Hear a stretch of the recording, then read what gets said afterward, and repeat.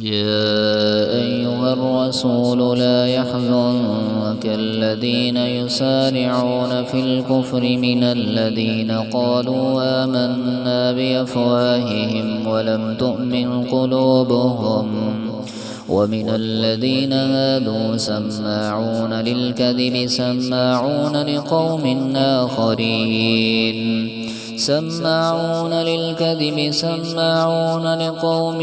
آخرين لم يأتوك يحرفون الكلم من بعد مواضعه يقولون إن أوتيتم هذا فخذوه وإن لم تؤتوه فاحذروه ومن يرد الله فتنته فلن تملك له من الله شيئا أولئك الذين لم يرد الله أن يطهر قلوبهم لهم في الدنيا خزي ولهم في الآخرة عذاب عظيم.